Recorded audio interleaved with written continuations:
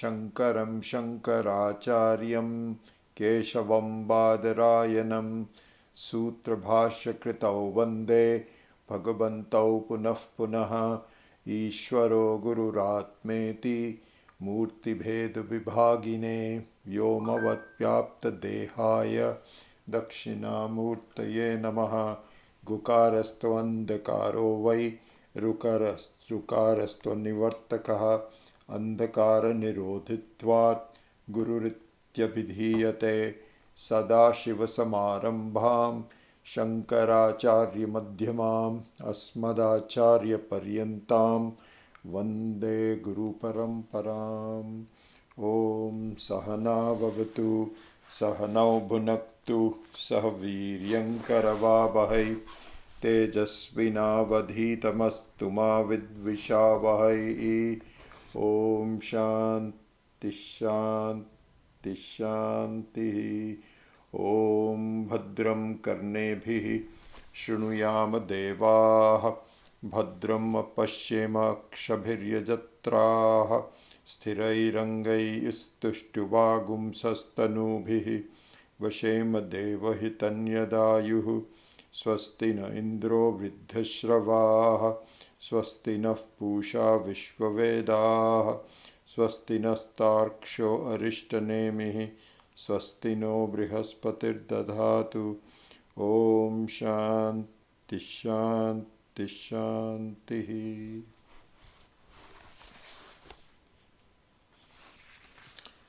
So let's chant verse number 11. Atmanam aranim kritva pranavam chottaranim. Atmanam aranim kritva pranavam chottaranim. Jnanirmathanabhyasat pasham dahati panditaha. Jnanirmathanabhyasat pasham dahati panditaha. So,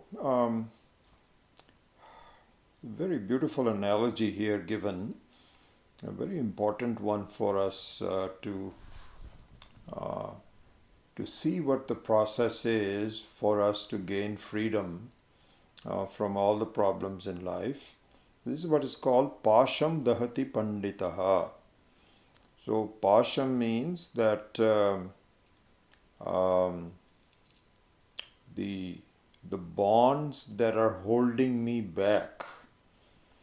There are certain things that are holding me back that continue to make me conclude that I am just a temporary living being. This is my conclusion about myself. And it's highly, very drenched into not easy to get out of it. This is every experience that I have in my life, everything that I have heard, everything that I know tells me that I'm just a human being, struggling, trying to make some sense out of the whole. And at best I can, this is the thing, we put some limits on ourselves. The limits are that at best I can try to be a little happier than I am now. And to say that I am the very source of the whole universe is just far away. I can't accept that. I am not able to understand it, and therefore I cannot accept it. I only accept things that I can understand. And that's beyond my understanding. So if you tell me that I'm okay, I've got a lot of good qualities that I had not seen, then I can explore all of that. But really my limits are that I'm not really going to be completely free. So this is the pasham. So this is the bondage. It's the bondage that is holding me back. And it's bondage that is holding me back because of certain confusion, certain basic ignorance about what's going on. And so I will accept at least an exploration. I'll accept the exploration that there is a possibility that I may not do that. But I'm not ready to really conclude definitively that I am not subject to any pasham, any limitations, any bondage. That I can't get that point. But he says that there is a method to really fulfill that. See, this is an interesting thing to see. There is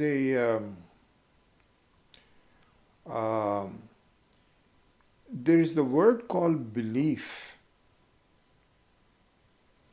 and the explanation of the word shraddha. So we know this pretty much, but just to revisit it for a minute, just in the context of this verse. So let's look at the word belief and the word shraddha. So belief means I don't know that yet, but I am willing to accept it for the time being. This is what belief is. So now the belief should be looked at in two different elements, two different aspects of it. One is, this is my belief that I can never verify. And so, for example, that there is another life after death is a belief that I cannot accept. I can either believe it or we don't believe it. A lot of people don't have any belief in that, or some people do. So that's a non-verifiable belief. But there's also another type of belief that we should entertain in our mind, which is verifiable belief. So there is a class of beliefs which is called verifiable belief. So the verifiable belief is really shraddha. So the word shraddha, which occurred in the verse number 2 of this Kaivalya Upanishad, right? We look at that. So verse number 2 was Tasmai Saha Ha uvacha pitamahascha. He says that Athashvailanam, the student Ashwa, this is how we started the whole book long time ago. Ashvalayana, that's the name of the student. He approached the Parameshti, the original, the very first creation by Ishvara, called Brahmaji, is different from Brahman. So Brahman is different from Brahmaji. So Brahmaji is the person, the grandfather of the whole universe, the very first person designated by Ishvara to start the whole in a new creation. There is no real start. In a new creation there is a new Brahmaji. So anyway, the student approached him and said, Adhihi bhagavo brahma vidyam varishtam sada sadbhi sevyamana nigudham. We all did this, verse number 1. Then to him, Brahmaji said, Tasmai sa vacha pitamahascha shraddha bhakti dhyana yogat avehi. Remember, this is the very first advice given in this book was that may you have Shraddha, Bhakti and Dhyana Yoga. So in some way you can say that may you listen to the words of the verifiable belief. So the verifiable belief somebody has to tell you. Then bhakti is really what we're going to get into more detail today. Bhakti means you have to stay with it for a while. You know, it's kind of something like somebody says, all right, there is a sunken ship, and the history says that it sunk on the shore of New England on 1790 due to a storm, and it was carrying a lot of gold from England to US or Canada, and it got sunk about 30 miles away from it, and it's there. This is what happened, but we can't see it. So then some of the very brave explorers that this happens all the time. There are some new unearthed ships that are taken out, and what it requires is a person who has the desire, the excitement of being able to do it, and also have the money, because you require a lot of funds to do so. So you see some sadhana. So you first have to listen to there is a sunken ship. So you have to read either through a book or somebody mentions it to you, or something or the otherwise you'll never do that. But now the next thing is you start to assemble a whole set of machinery to really get that ship out. And this happens all the time. You find some people who have the money and the desire and the stage of their life that they can do it. You're not going to be working for,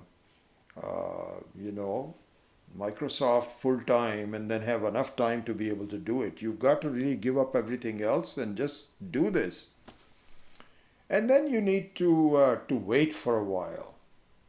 And in between, it can become very tiring and hopeless. And my gosh, people have been going through, and we still cannot find it.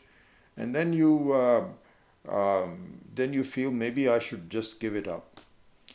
But it's there.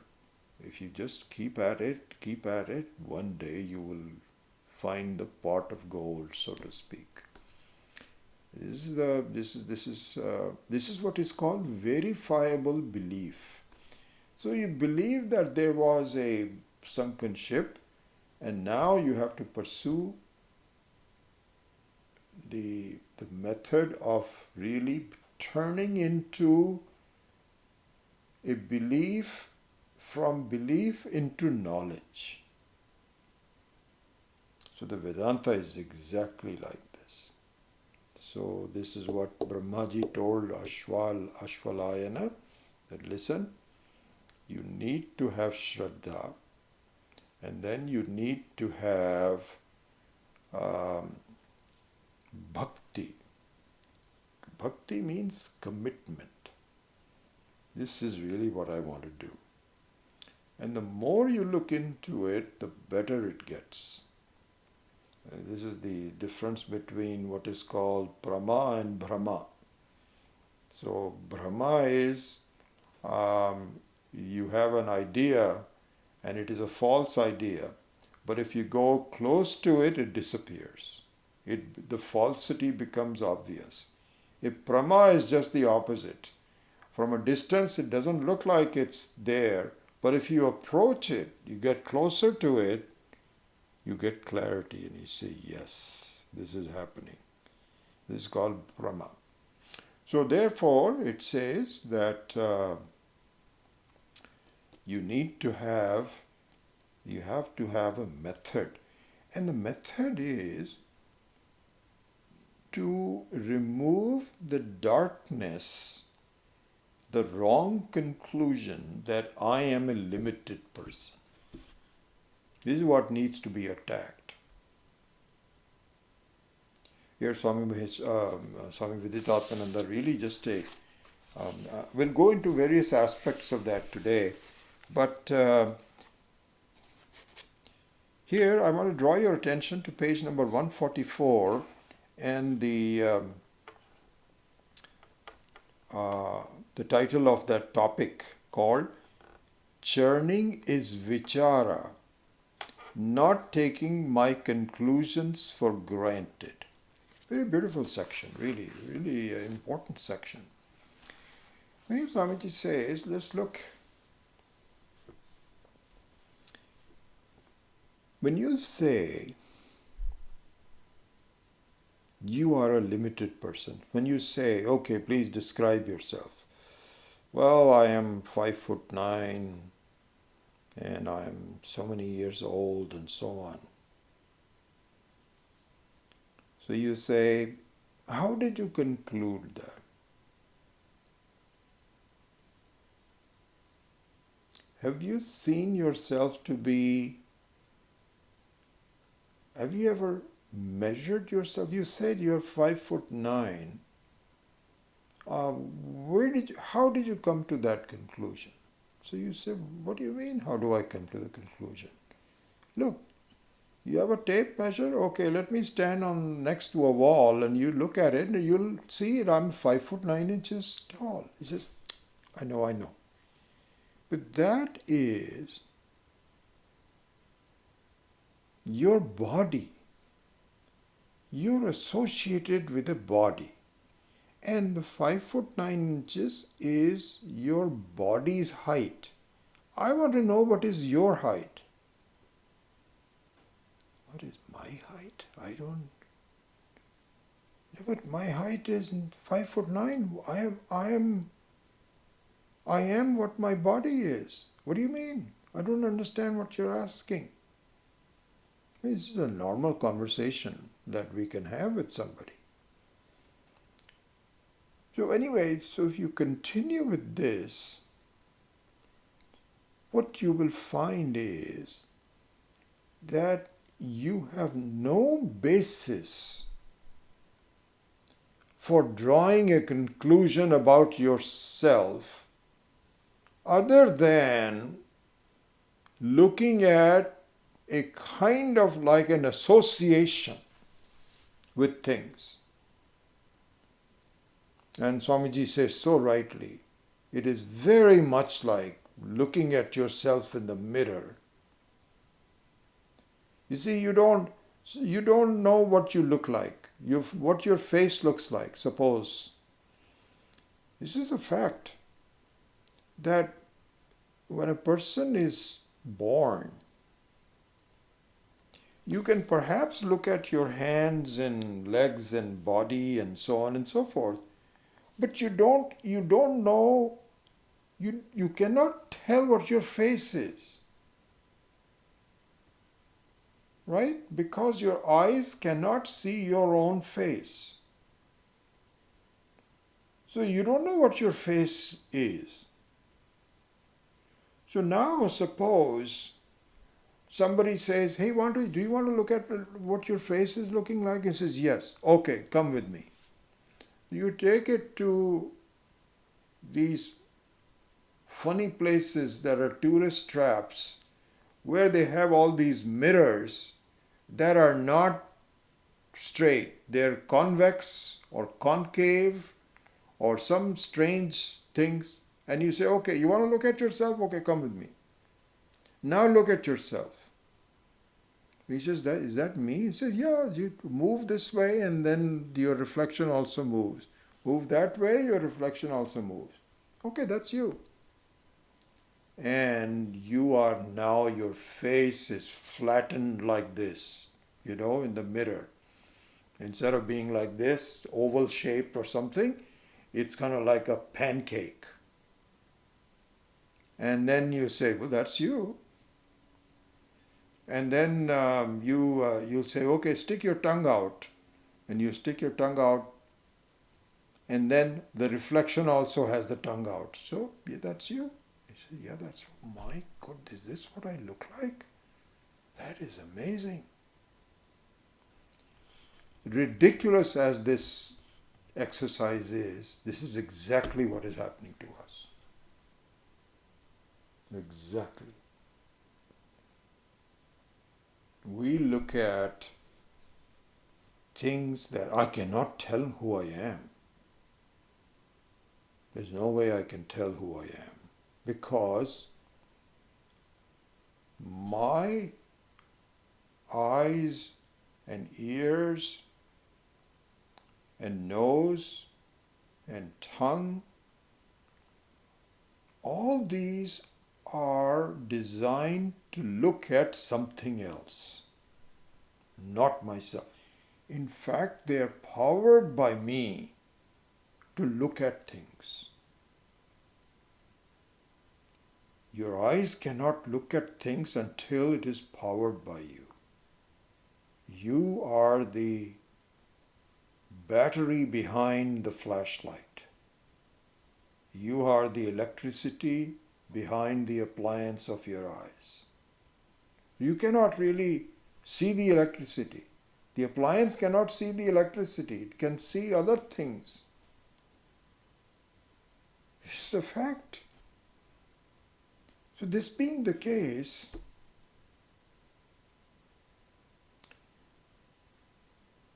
it is a very funny situation.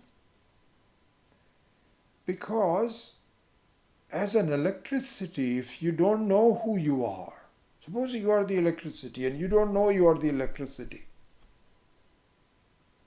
and you want to really look at yourself, you want to understand who you are. So they'll say, okay, now see this bulb which is glowing, and you say, yes, that's powered by you. Oh, that's interesting. You see this fan that's rotating? It's powered by you. It's you. So now you can make some conclusions that I am the light, I am a heater, I am an air conditioner. Those are the only limited uses that you have from which you draw your conclusion. None of those conclusions will be correct. Because you are something much more subtle, much more powerful, all pervasive. Exactly, that's the situation. So therefore, our conclusions. So what the gist of this whole exercise is, you don't know who you are, and you are making false conclusions about yourself. This is the situation. This is what Swamiji has been pointing out. All Vedanta points it out.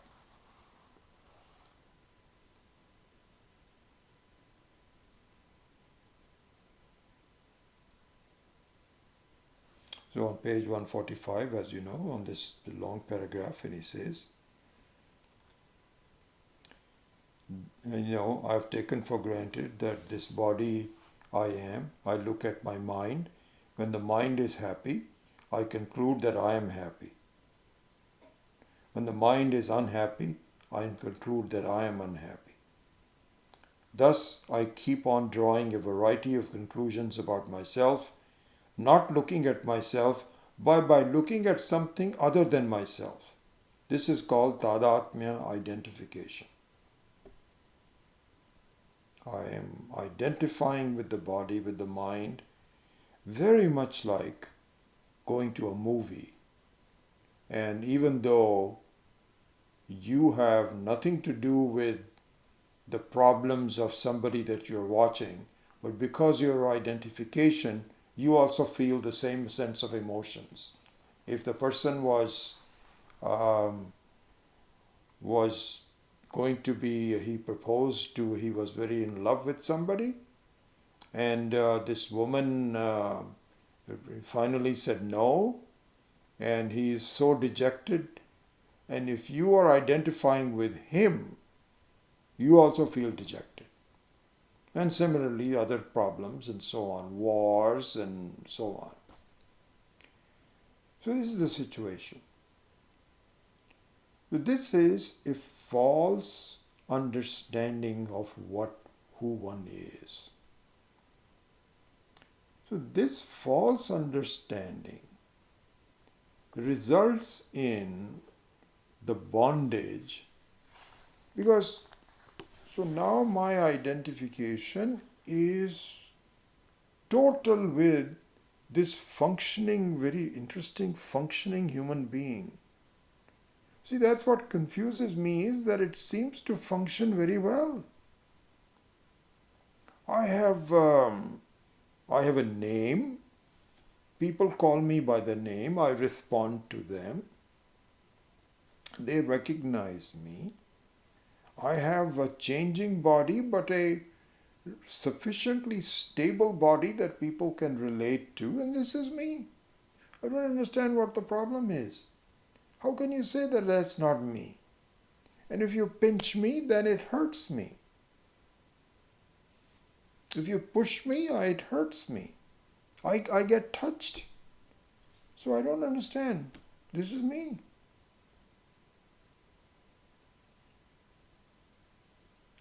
And so because of that, okay, fine, if that's what you think you are, then you are totally under the control of what happens to what you think you are. And a lot happens to you. You're aging. There are bugs that Omicron can kill you. All kinds of things. So this is what is called pasha.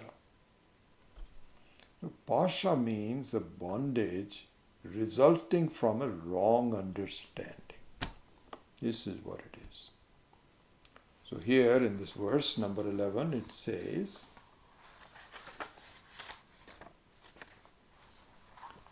Atmanam aranim kritva pranam cha uttaranim jnana nirmathanat abhyasat pasham dahati pandita. He says that if you have Shraddha and Bhakti, in other words, if you please understand, there is a verifiable belief. Turn that belief into a verifiable. It's only Vedanta does this. There's no other discipline of knowledge in the world. We would like to find another discipline so we can have a dialogue. We cannot find it. All of the other disciplines talk about improving the body-mind. And we go along with that. We also want to improve our body-mind and so on. But this is much more than that. This is something amazing. It is to falsify the body and mind completely. To wake up from the dream, so to speak. So this is the verifiable belief that I have to look into. It's kind of like finding a sunken ship by, this is what happened. Somebody might maybe be reading a book, and that said, oh, in 1790 this ship was sunk and it's still there. Nobody has found it yet. It's really? And it talks about how much gold it has. It has billions of dollars of gold. In today's terms, the whole ship just went down. It was too deep. And nowadays, now so much new technology has come in, you can actually dive deep into it and find it through sonar and all of those. So suddenly somebody may have an idea that maybe I can do it. So here's something like this. Vedanta says, wait a second. You have a minute? Can I tell you?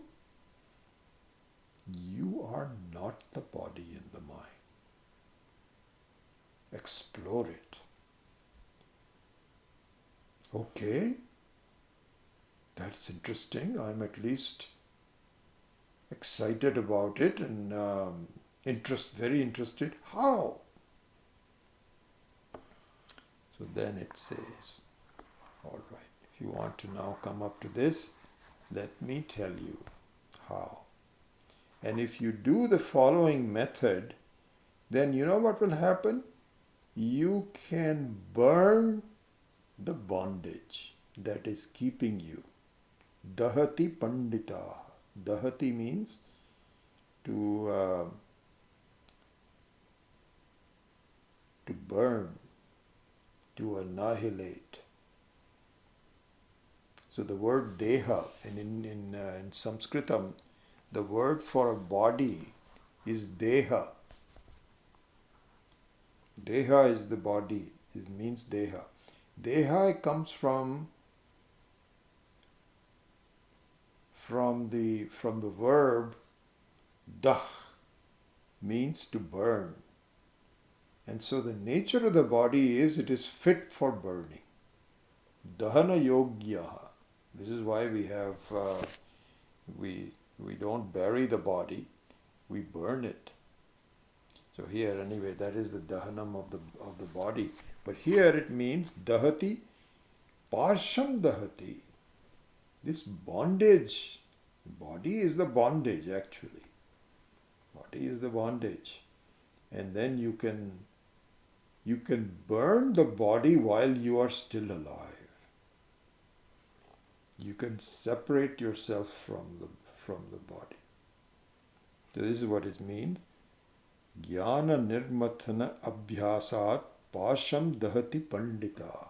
Pandita means the one who is not the local pandit at the temple, but because he has not really studied the matter as much. So panda means knowledge, self-knowledge really, and pandita means the one who knows the self very clearly, a swami or a budding swami or even a mahatma really, not just a swami but a mahatma, burns the bondage by doing manthana, jnana nirmanthana, by doing this churning. And we saw in the last class, I think, we talked about the lower arni and the upper arni, uttararani and arani. So these are the two pieces of wood, and then the rod in between, and this is how it is manthana. And one very interesting aspect of this was pointed out by Swami Maheshananji, and I think I may have mentioned it to you, I don't know if it's a repetition or not. So it's interesting that you can burn a wood by having a convex lens focusing the sunlight on the wood. So it's interesting. Let's look at this. So this is done even today. I think when my son and his wife, she was still pregnant with our grandchild, and so they wanted to do some samskaras. So we went to the local temple, Sanatana Dharma Kendra. We go there, and so the pujari there did a complete puja for this fetus who was still in in the Garbhasthanam of our daughter-in-law. And so there are some things that you need to do. So you take the man, and he had specified a particular time to come. It was around about 2 o'clock in the afternoon. So he took my son outside. We were all sitting there inside the temple, and he had a piece of wood, and he had a convex lens. So he took it outside, and he focused the sunlight on the wood. And my son was telling me, he says, that was an amazing thing. He had never seen anything like this. Pretty soon, the wood caught fire. Wood caught fire, and so they immediately. So once what was done, that fire was brought into a havan that was done with all. He just grew and made a big pit of fire from it. So this is the example, and this can be a kind of like an alternative to the arani of rotating a rod. Both are done. These days, of course, in the old days you didn't have the convex lens, but this day you can do it that way. This is done spiritually, so that purely, because they say do not just use your phosphorus for creating the fire, use the sun for creating the fire. Or the churning, either one of them. If it is night time, for example, you can do the churning. So here, Swami Maheswaranji had made a very beautiful point. He said, look at this. If you have sunlight falling on the wood doesn't burn. If you have a convex lens close to a wood by itself, nothing happens. But if you have the combination of a bright sun, it should be perhaps the warmth of a setting sun may not be warm enough. So it has to be during the noontime or somewhere close to it, or any time, 3 or 4 hours around it. And then the combination of the sun and the convex lens can burn the wood. Beautiful point. So what he was saying is that Atma is like the sun. Very much so. Very much so. The self is like the sun. How? In fact, it is more sun than the sun. Because the sun has limited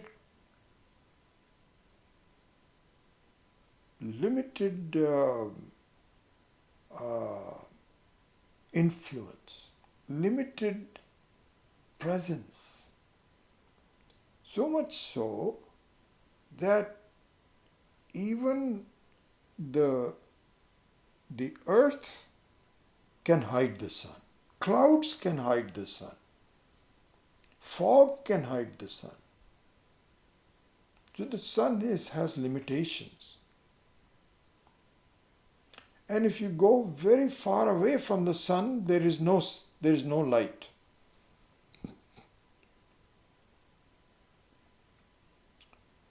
But the consciousness, I know, the knowledge, the consciousness, the presence of the consciousness is all over. There's no place it is. There's no time it is not, no place it is not. It's the same consciousness. I know. And it's just that because of my non-understanding, somehow I feel that it is my consciousness enclosed in this body. Kind of like a room space that I've enclosed the space within my own confines of my wall. In fact, just the opposite. The consciousness has no locality. It is the same, I know. And you enjoy the same thing in your body as I enjoy the same thing in my body and mind. Same consciousness. Excuse me.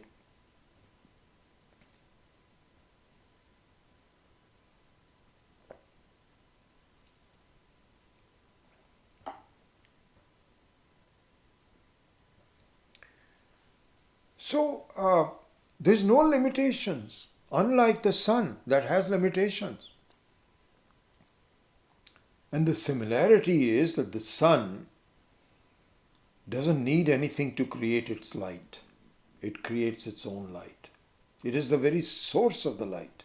Similarly, the Atma doesn't need anything to create the consciousness. It is the consciousness. I know. Knowledge, I know. Over and beyond everything, I know. Just appreciate it. And it's all over. This is what confuses me. It looks like I'm enclosing it. But it's not enclosed. It is I am. So it is like the sun. So now, Swami Maheshananji's point. So let's go back to it. If there is the case that the Atma is like the sun, how is it that the Atma cannot burn a sense of bondage which is false?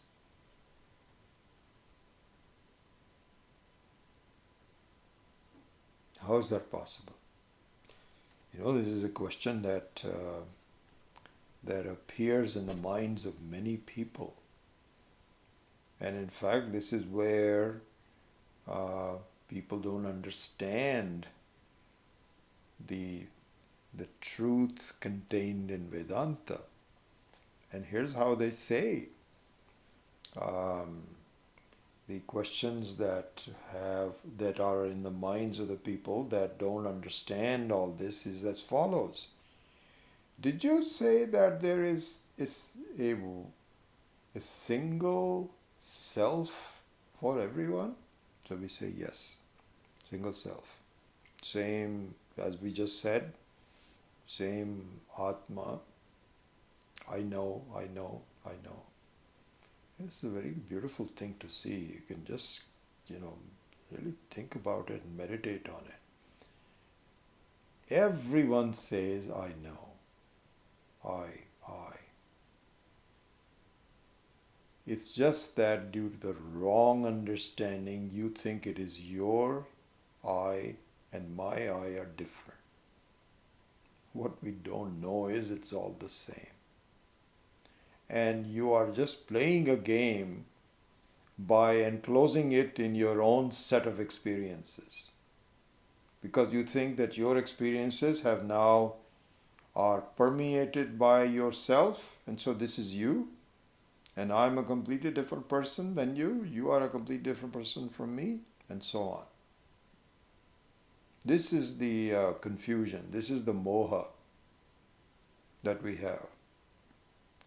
Okay, this being the case, people ask, if you say you have a single Atma for everybody, so we say yes. Aha, this is totally false. You think that the Atma of a criminally minded person like Vladimir Putin is the same as a Mahatma? How is that possible? How can the Atma... Doesn't Putin have the same Atma? So we say, yep, same Atma. Ah, totally wrong. The guy is a murderer. He has murdered so many people. He's a megalomaniac. He's got something wrong in his mind. And he's just killing people and so on and so forth. How is that possible? How could you do that? How can you say it's the same Atma?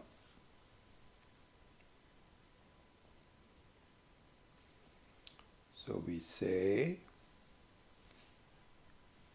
it is the same Atma because the difference is in the identification with body-mind, not in the Atma. We are all looking at different mirrors. The Putin's mirror is highly distorted. And a Mahatma's mind mirror is as close to a clean, flat mirror that as closely reflects the true person as possible. So the person remains the same, but which mirror you are looking at can create the differences. So therefore, we haven't completed Swami Maheshananji's argument. It is the same sun that cannot burn the wood by itself.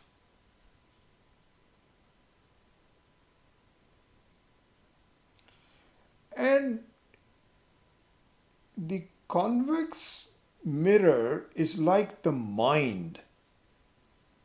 It's the mental attitudes, the capacity, and so on. So that's like the convex mirror. The mind by itself cannot burn the confusion. The convex mirror by itself cannot burn the wood. The sun by itself cannot burn the wood. There is sun all over. And there's wood all over. Does it burn? No. What burns is the combination of the sun and the convex mirror.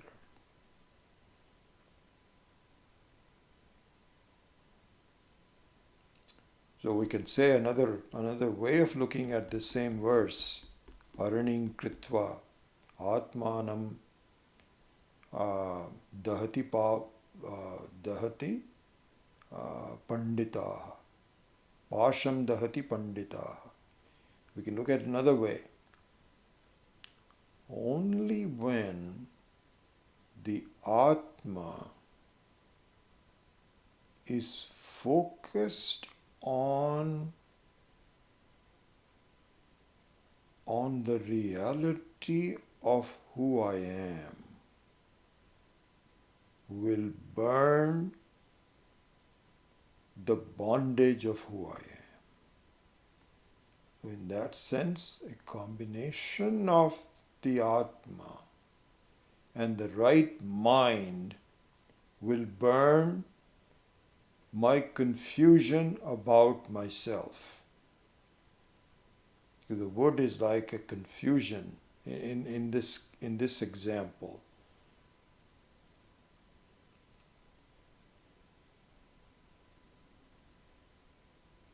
So here another thing what is given is that another thing to appreciate here is, and I think we talked about this in the Tuesday night class also, that really speaking, the fire is prevalent in the wood, is inside the wood. It is one of the qualities of the wood. It is the quality of everything in this whole creation. But the fire, you can say, for example, I don't see any fire in this table. What do you mean? There's no fire. This is cold to the touch, actually. Not really. The fire is asleep. It's not absent, it is asleep. Asleep? How do we waken it up? By invoking it.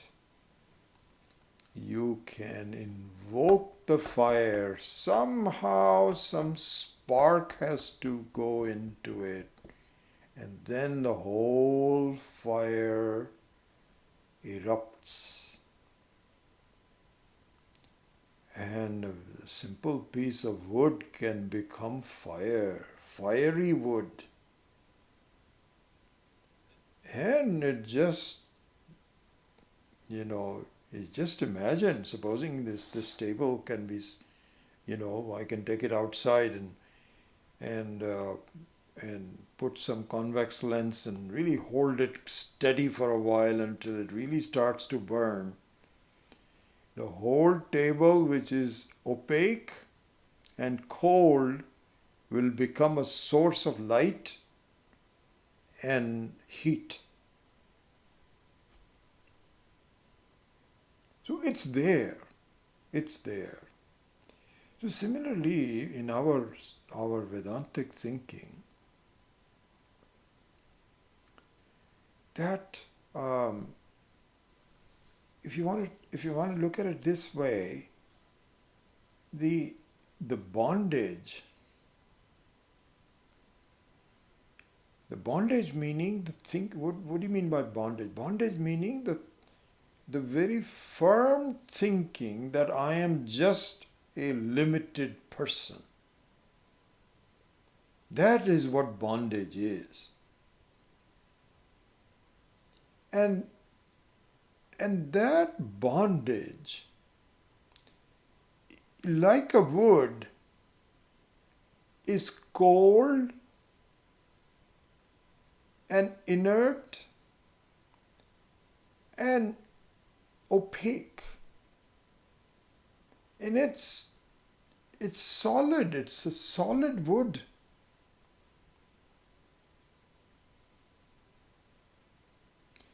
You know what's interesting? I'm just playing with the imagery of it. That just supposing you have a room which is made out of wooden wall, which is really what it is. All these, unlike in India when we have bricks, the walls are all made out of wood. And we've painted it with some color and so on. It doesn't look like it, but it's all wood. And supposing you have a room, a person who is supposing the whole, which is really something to really look at it, that the Paramatma, the Atma, is like Chidakasha. They say it is Chidakasha. Chidakasha means that the Akasha, space, is conscious space, consciousness. This is really the truth. So when we say the consciousness, I am, I know, this is, as I was saying earlier, is everywhere. This is the consciousness. It's like space. Nowhere the space is not. And space is inert, but this one is alive. This one is effulgent, not even alive, effulgent. Self-existing in its own glory. This is the Chidakasha.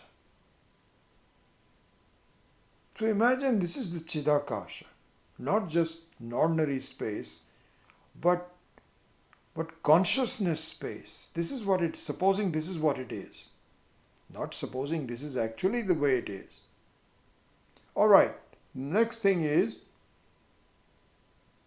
you have a room space. Chidakasha, this Chidakasha is everywhere, but this is exactly what it is.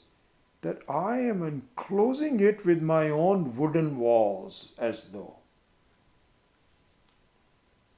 And the wooden walls look very, very real, very solid.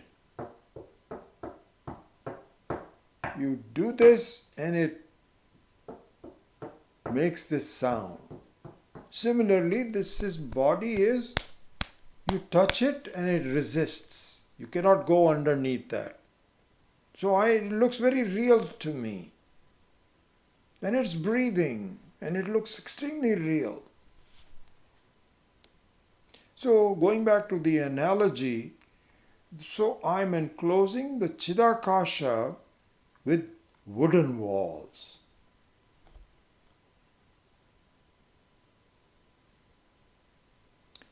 And the wooden walls can be burnt with knowledge. You know, we can visualize this. Supposing you are the Chidakasha and you are a room space and you are the person who calls himself, let's just take a male, I am Mr. Room. I'm Mr. Room. You say you're Mr. Room? And what do you look like? Oh, don't you see I am 18 feet by 24 feet by 12 feet? This is what I am. Are you sure that is, so you're, this is your body? This is my body. Yeah. And I live right next to the another person next door. And he has his body, and I have my body. So we're both neighbors. So you tell the person, not really.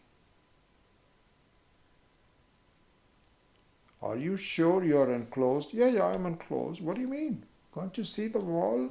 I don't understand what your problem is. No. The wall is false. And if I burn the walls,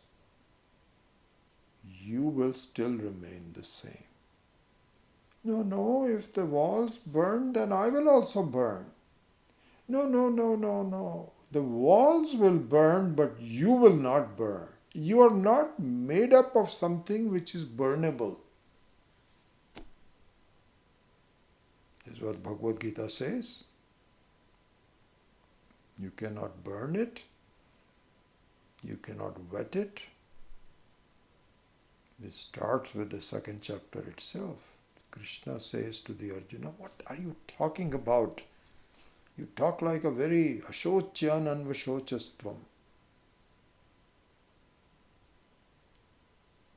And so you cannot burn itself. Okay. Shall I prove it to you? The room space will say, no, don't prove it to me or anything, because this is my body, and if I just disappear, then how can I don't like that idea at all. Don't even touch me. He says, no, wait a second. Didn't you say you were very vulnerable? Yep, I am very vulnerable. Any earthquake will just annihilate you? Yes, that's true. Fire will burn you? Yes, that's true. Can I prove it to you that nothing happens to you? Okay, let me just do this. I don't know, I'm just playing with this. Let me show you to burn one little piece. And you remain the same. Okay, it's all right. So you take a little piece of the wall and you burn it. He said, has there been any big change in you?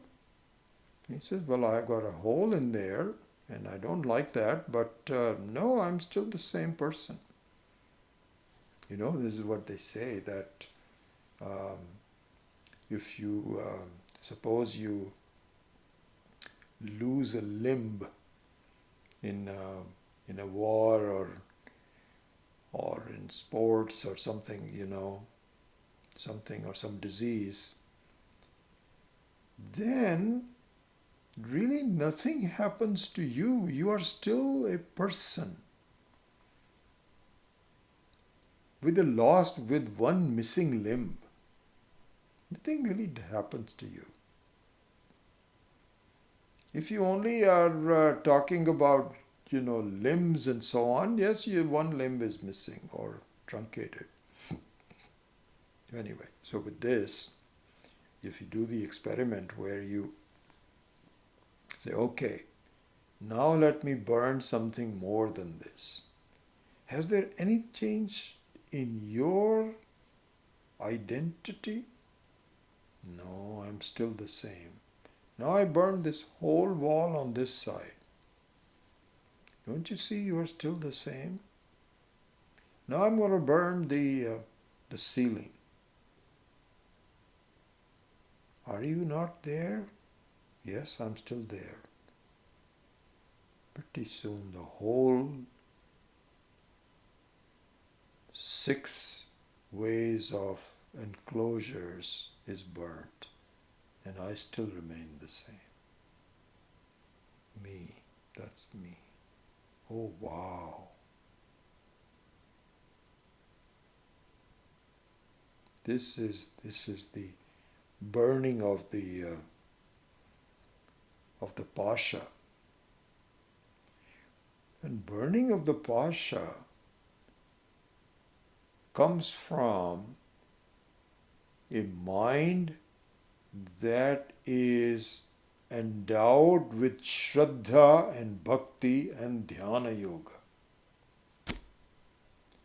If you have these 3 things, as it points out in verse number 2 of the Kaivalya Upanishad, nothing happens to you except that your bondage is gone. You remain the same as you always have been. Just like this Chidakasha who agreed to see that the walls did not enclose him. He is the same Akasha as Mahakasha, total space. But that bondage kept him from understanding this. This is what it is. So here, both the examples, so I went into this alternate example of a convex mirror, focusing on the wood and burning it. But the Aranim Kritva is the more old-fashioned, traditional example given. So here,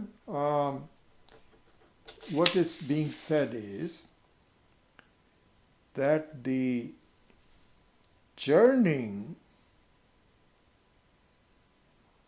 means you have to think about it and to see what the limited and the unlimited relationship is, how it can work. You don't have to keep on increasing limitation and the whole thing can disappear. That you're making a wrong conclusion on yourself because you don't see yourself. You cannot see yourself. So you are only making a conclusion about things that you do see yourself, and you are superimposing it on yourself, isn't it? Just like looking at in a mirror of some kind. I think I kept saying mirror, but really lens, convex lens. So substitute that. I'm very sorry. I kept saying mirror, mirror, mirror. It's really convex lens in the old example. But here, looking at some kind of a distorted mirror, you have come up with the wrong conclusion. So think about it. And thinking about it, I think very, very beautifully presented here by Swami Viditatmanandaji. Thinking about it with bhakti, not casually. And so he gives 3 stages to this, very nicely. He says, like for example, in the beginning,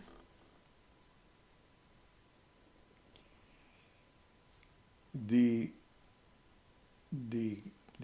truth created in your mind will be like writing in water. How? What do you mean? So, supposing you say that I want to write that my nature is Om. And as we discussed it in the last class, and we will actually develop that theme more. Om is the name of the self which is most accurate. Why is it more accurate? Why is it most appropriate? You can even say which is the most appropriate. How can you say that? Because Om represents totality.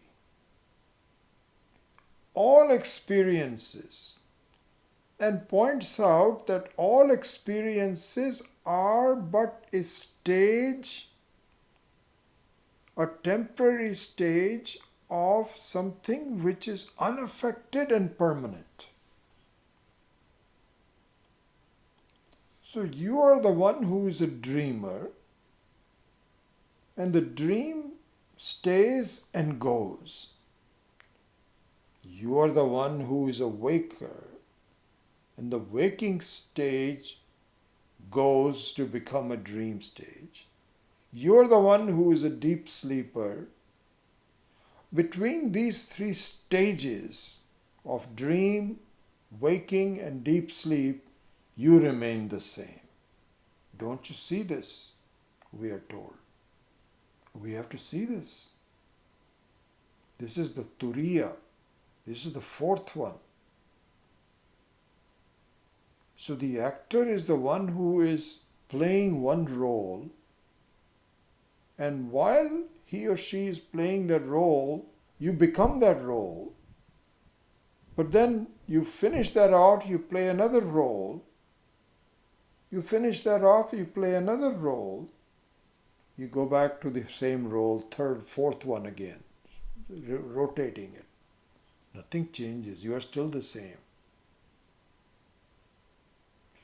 So this being the case, the Omkara that talks about all 3 stages with the A, U and M, Akara, Ukara, Makara, is the most complete name for the self.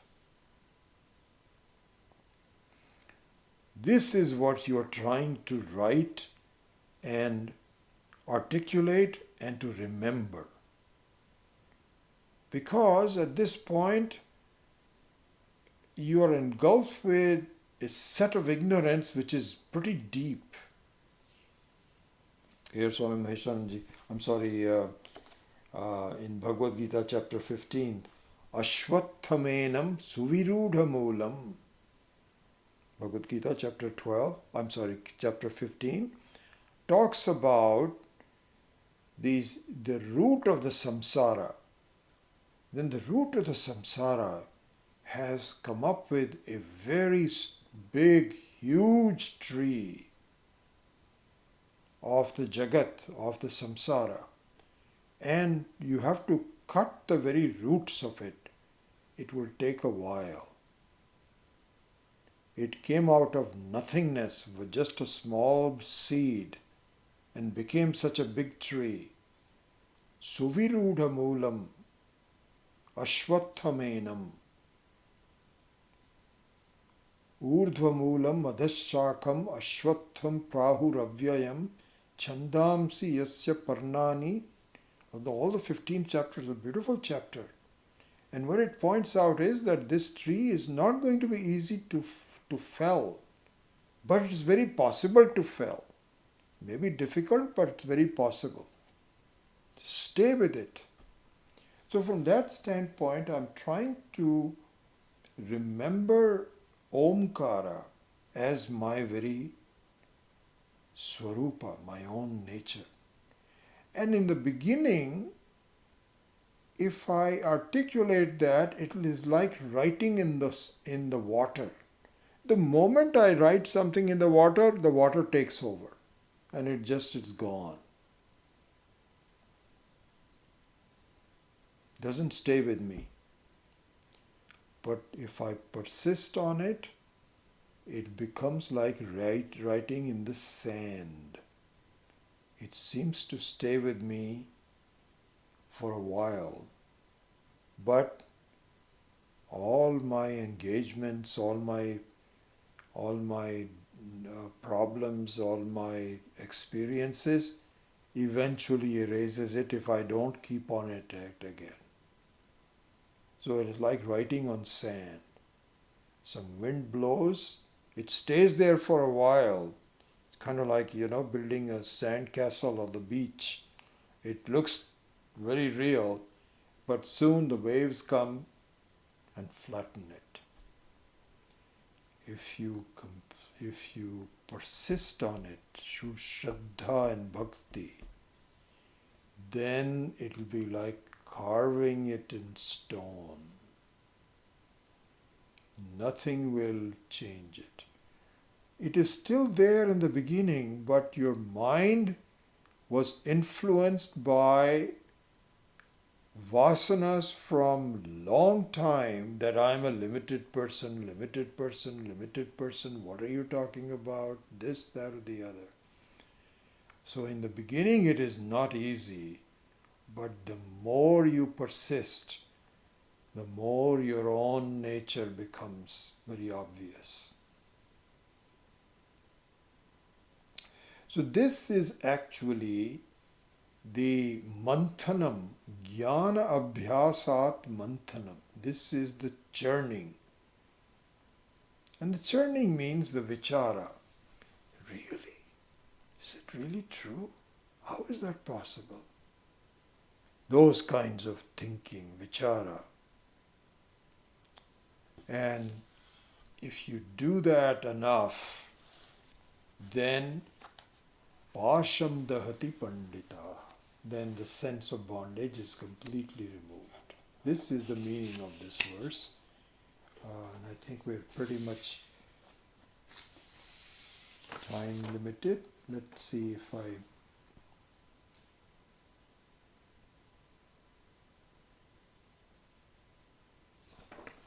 did I cover all the points that I want to cover? Let me double check.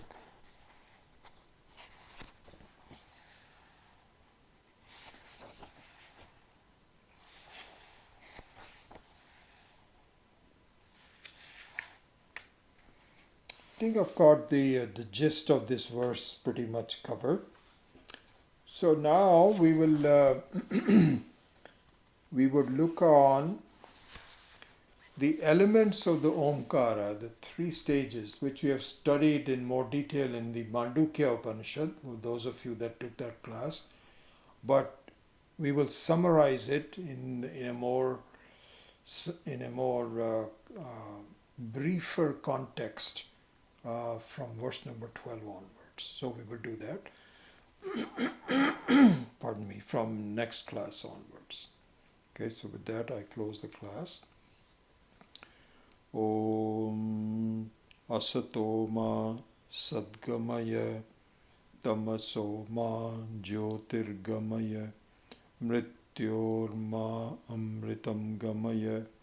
Om Purnamadav Purnamidam Purnat Purnamudachyate Purnasya Purnamadaya Purnamevavashishyate. Om Shanti Shanti Shanti. Hari Om Shri Gurubhyo Namaha. Hari Om. Alright. See if you had any comments or questions.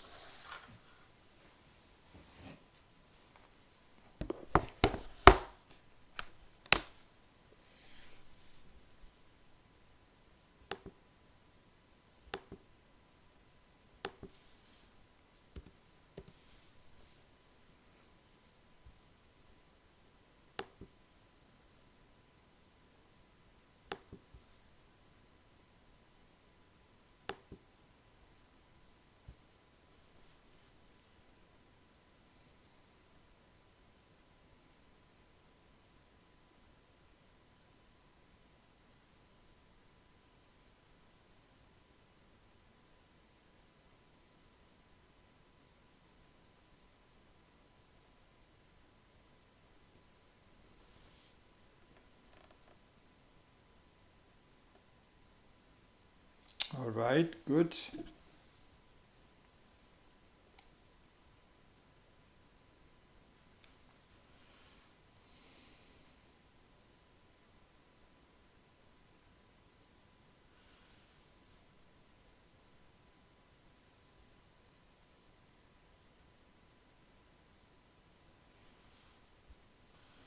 Happy you're all here, and if you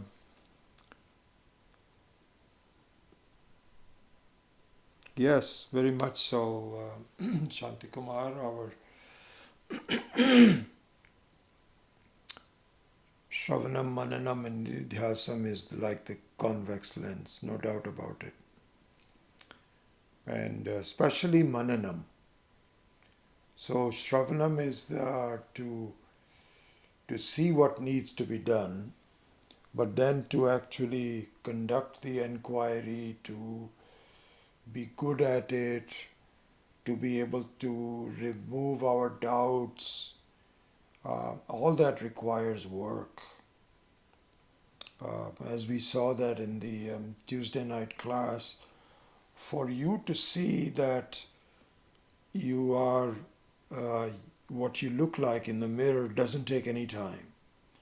But if the mirror is not clean, you spend a lot of effort in trying to clean it. That is what Mananam is. That is what applying the convex lens is. Yeah.